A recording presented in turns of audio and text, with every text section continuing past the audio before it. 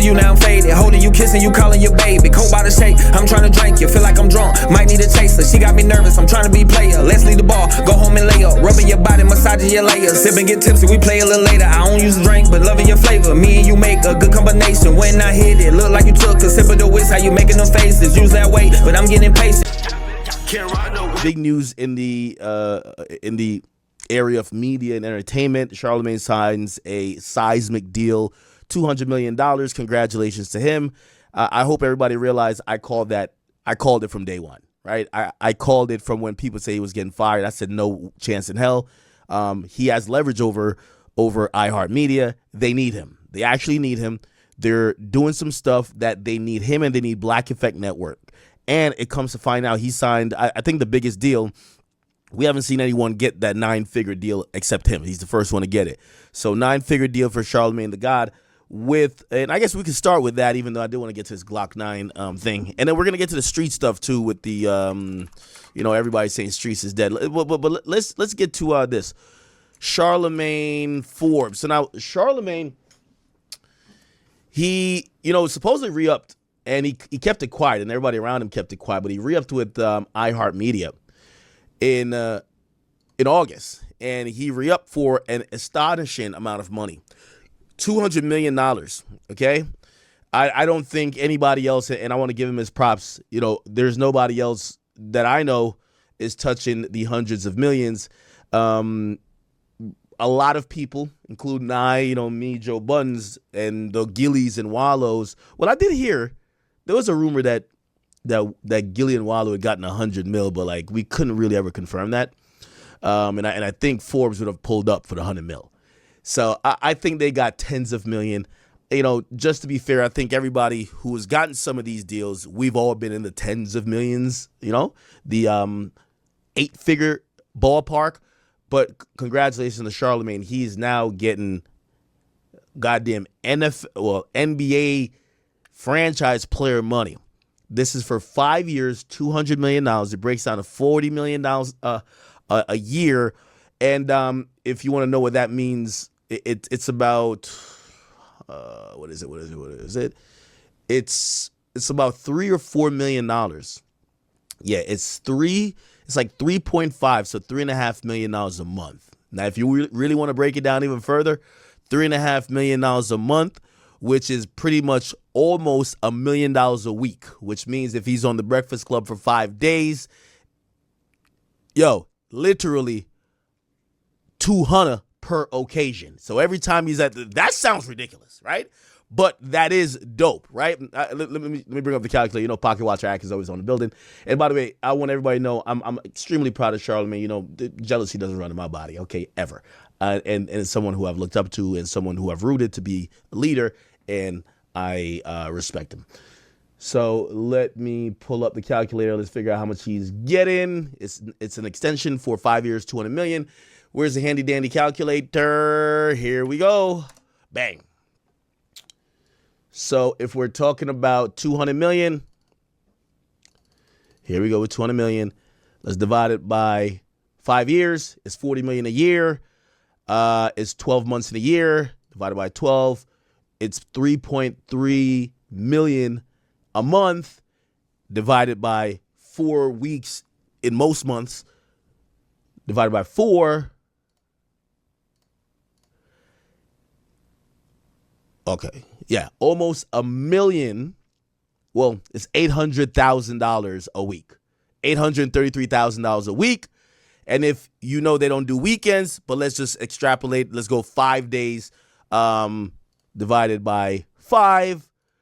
So per episode of The Breakfast Club, he would be getting $166,000. Now, this is not exactly how it works now, just to let you know. I'm pretty sure there's a lot of incentives and performance bonuses, and also probably additional money that comes in from, goals that are met maybe on advertising or views perspective when you bring in the Black Effect Network. And, again, and I hope everybody know I'm being very fair and honest. I'm not trying to knock him, or I'm not trying to overgas him. I would imagine $200 million. This probably means that, I know he owns the majority of Black Effect. I think probably like 51% compared to 49, which that's what I believe iHeart owns. I would imagine that's probably also paying his dividends as well, right? So saying, hey, listen, we're just gonna, based on the deal we're signing with Netflix and other deals we have going on that the Black Effect is going to benefit from, we're just going to give you a performance package in there as long as you bring this amount of podcasts, keep them doing this amount of episodes, you're going to get this amount. So it's not just the Breakfast Club, right? However, his efforts through being the CEO of Black Effect Network, being the number one personality on the Breakfast Club, probably other speaking engagements and maybe some ambassadorship, and definitely probably some live events for not Live Nation, but iHeart. I would imagine with all of that, and I would imagine this would probably be like a Stephen A. Smith, workhorse situation. They're going to put Charlotte to work, but Charlotte works overly anyway. So that's pretty dope. $166,000 a week, $40 million a year. 200 for 5 years. And I'm not going to lie to you. I spoke to some, well, actually not some. I spoke to one person who was in the space, especially podcasting, and they said, they felt Charlotte could even got more, honestly. And it kind of shows you where the ceiling's at. And, it's always good when the leaders start expanding the reach of like what people have to offer to get people on their deals. That's very dope. So congratulations to Charlemagne. I'll read a little bit of this thing. And by the way, again, for the people who thought he was getting fired, like, come on now. I keep telling y'all, Charlemagne is an executive masquerading as a player. Okay? Like, I don't believe you could tell how they quickly like ushered the Hot 97 niggas out the building with that morning show. iHeart, they're not just looking at Charlemagne to be like, yo, my God, we need you to get these ratings up at the Breakfast Club. They're looking at him as an executive, as someone who is a cultural influencer and also has the cultural currency to be able to galvanize all Black podcasts. This is why they gave him a podcast network. They're thinking that they're looking at him like he's Jay-Z, which, by the way, respectfully, I think he is. He would be Jay-Z of podcasting in terms of, or not podcasting, but let's just say broadcasting, where he's fucking the GOAT, right? He's the GOAT. And he could sign all these people who would want to be like him. And he has a great roster with, some great roster, because he do got some bums on there too. But he got, I didn't even know he had like 60 podcasts on their Black Effect Network, right? He has a bunch of podcasts. And I think they probably look at him to say, with Charlemagne in our corner, just like how NFL or even Live Nation looks at Jay-Z, if Jay-Z's in our corner, we got the niggas. We checked that box, the culture box, the hip hop box. We got that. And I think they're paying him where they think his worth is at. Right. So impressive deal. I'm very, by the way, he's such a astute businessman when it comes to this. And, we're not going to get into reductive conversations of, because I know some people love to compare. Right. There's many different ways. Charlemagne's always been, if you ask me, he's a company man. He's always been a company man. He's rocked out for iHeart. He's done right by them. They're clearly done right by him. They've stood by him during not so good times. He stood by them always. And I think this is what comes with loyalty but high performance. They're paying them off, right? And for people who are independent, I don't think anyone who's independent should look at this, right? Like, again, you still have the podcasters like, obviously Joe Budden announced that, or well, I guess he inadvertently announced he's making $20 million just on Patreon or whatever the case is, right? And that's cool as well. So we shouldn't be comparing here. There's many different ways. I think you should always know and just realize when you think about the top broadcasters in hip hop, I think Charlemagne just put the plateau like to another level by saying, I used to say we're all 8-figure niggas. That was my thing. And I remember even saying it to Adam and Vlad and said, yo, the goal, if you can't really be one of the top podcasters, like, independent guys, if you're not pulling in that 10 million a year, like respectfully at this point, I think Charlemagne is up the ceiling. If you're not pulling in 9 figures over multiple years, you're probably not up there yet. So I think he's setting the mark and he's also establishing the market. That's another thing. That's why I hope nobody hates on him for this. He's establishing the price. When a nigga like Charlemagne establishes the price, this is how it goes. Okay? I could give you the quick story. When after Joe Budden and his situation at Spotify didn't happen, they wanted Charlemagne. Charlemagne, I think I don't want to get into the business stuff. They offered him a lucrative amount to leave the Breakfast Club. He didn't. He stayed there. And they were going down their list. Who's the next hottest guy? They said, let's go. We went. The reason why I said people shouldn't hate on these things and everybody should stand up and celebrate him and tip their hat is because when Charlemagne signs, all these other companies, they're seeing the meta and usually works for a few years. And then, obviously, even Netflix will fall back a bit too because they're just trying to break into a market. But here's the thing. When Charlemagne signs, companies start to scramble to get the next best thing. And then they go down the list, right? If you can't get the Charlemagne, you try to go get.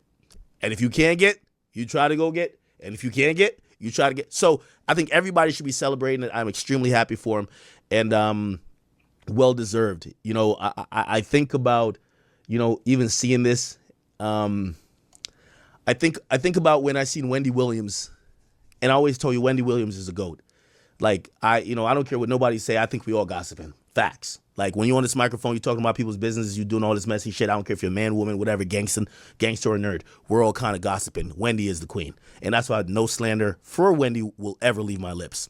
Now, Wendy, who really, and it was funny when Dame Dash said, yo, Wendy's your OG. And, like, it kind of is true, but it's like, it's funny because it's Wendy Williams. But Wendy's a fucking boss. Wendy's a fucking Hall of Famer. She's Mount Rushmore. You get what I'm saying? And by the way, I wonder what Dame thinks about this. Ooh, remember Dame was like, yo, let me see your view. Come on, Dame. Dame, Charlemagne been making more money than every rapper he's been interviewing for 10 years now. Like, I also say Charlemagne is the humblest nigga in this media space by far. And I'm talking about from independent to new to everything. He lets everybody have their moment when they want to gloat. Oh, you want to gloat that you just got a new deal? Charlemagne sometimes be having the bigger deal. He don't give a fuck to let people know. He's still like broke. So he's really humble. And I do think that's dope as well. So, but back to the Wendy thing. I remember, I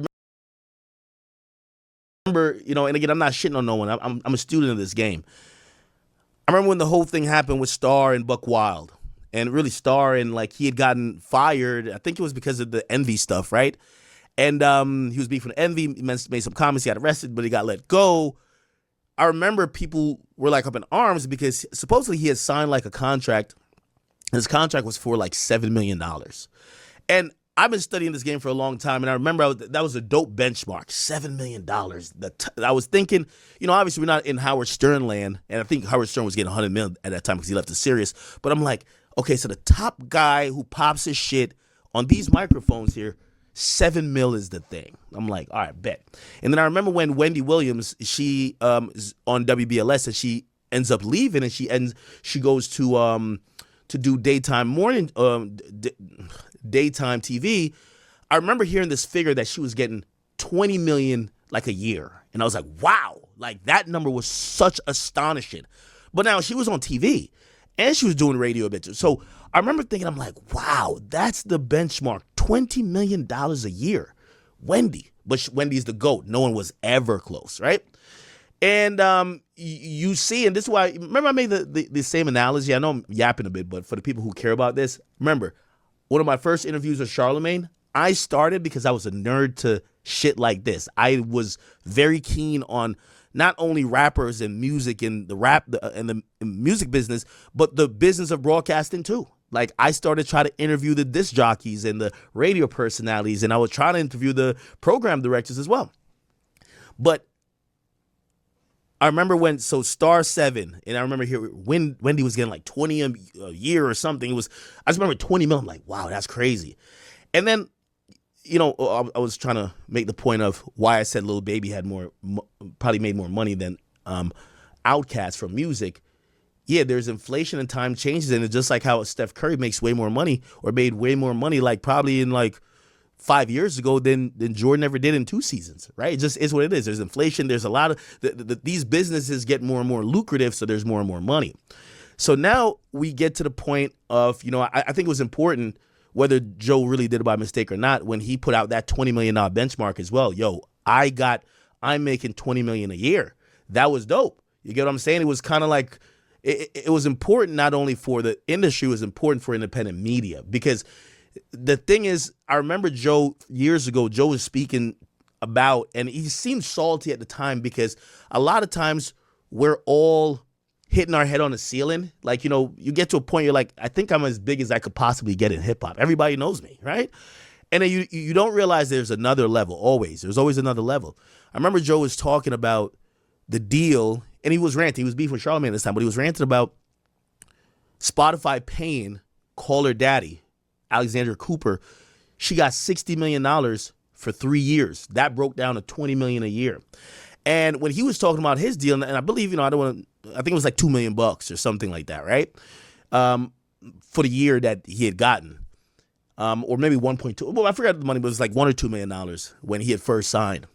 And when he was talking about the aspirations of, I want to get paid like Joe Rogan.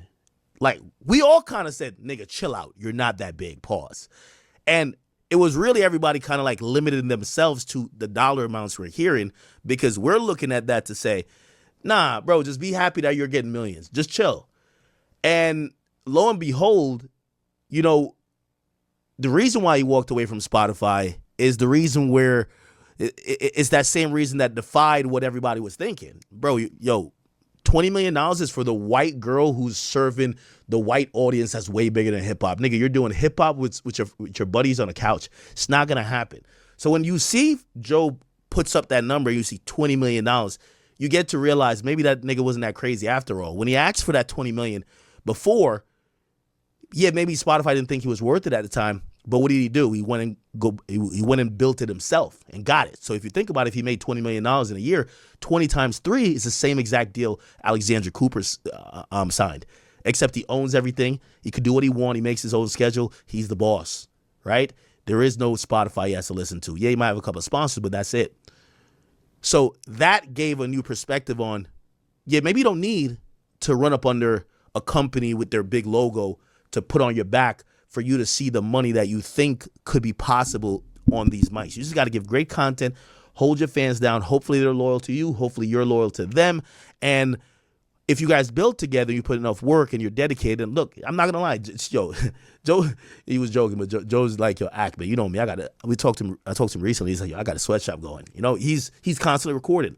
He's pumping out multiple episodes a day, 12-hour days, 15-hour days. He's really working, right? So he deserves every penny he has. And that was important benchmark for everybody as an independent creator. But then this is also, right, what Charlemagne is doing. Charlemagne, I think Joe is great at popping his shit. Charlemagne, not so much. Because what Charlemagne has done is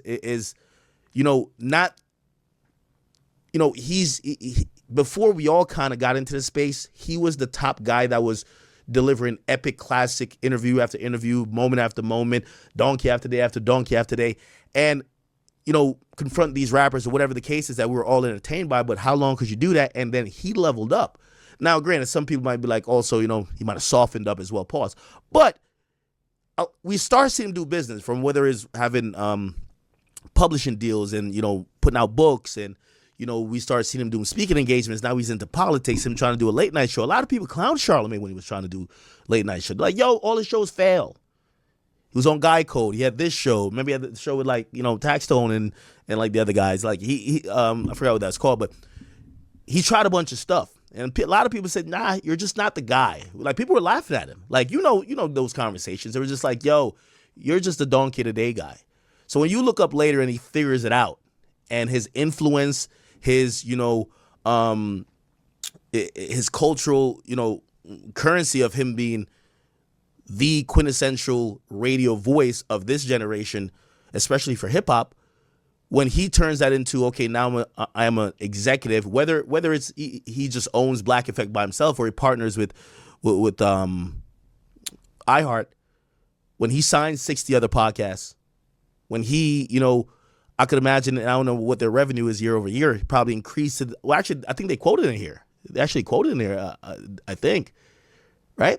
When he does that continuously, right? When he does that continuously, and by the way, here it is, Charlemagne signed a 5-year. So he started. Wait, hold on. Okay, look. Since 2020, they've launched more than 60 shows. Wow.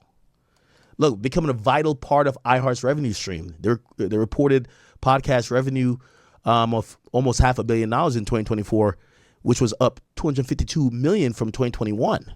So from when Charlemagne kind of established this, not saying Charlemagne is the one who brought all those millions, but they've only given out these podcast deals to a few people. I think maybe does Ryan Seacrest, is he with iHeartRadio or not?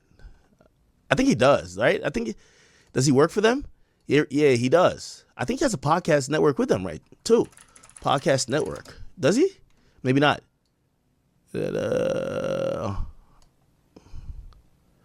Okay. I don't know if he has a network. Regardless, that was a power play that Charlemagne made. And it goes to show that Dame, I always thought Dame Dash is, he came with dope ideas. He probably wasn't the best example. Whether you're Joe Budden Academics, Gillian Wallow, Nori, Adam 22, DJ Vlad, or you're Charlemagne the God, whether you work for the big company or you're kind of trying to do it yourself, whether you're trying to do one-off partnerships, however way you do it, if you make good content and you're the top of your space, you will win, right? And I'm saying this to say congratulations, Charlemagne. I'm excited. I'm very happy for you.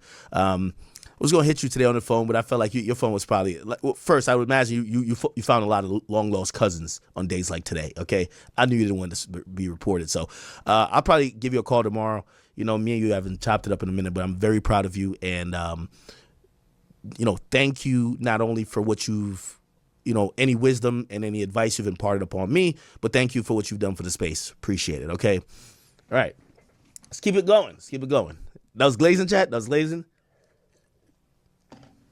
Let's keep it going. By the way, any moments from here? I think I summed it up. I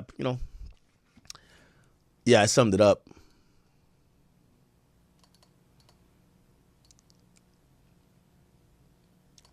The Caller Daddy host did the same thing. So looked like Charlemagne did succeed with the podcast network thing. A lot of people were trying to do the podcast network thing. Even Alexander Cooper did one called Unwell Network. She signed a 3-year, $125 million distribution deal. Wow, okay. Yeah, remember, she had her own deal, $60 million, 3 years. And, so this is all good. Good stuff. I would play... I should play some words of his. He did get on the Breakfast Club and spoke about this, and we're going to keep the ball rolling right ahead after this chat. Am I tripping? Here we go.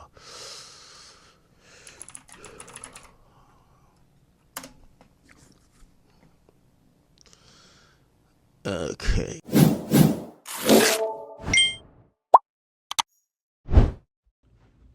Appreciate you for clicking on the video. Before you go, make sure you like, comment, and subscribe. And I'm out.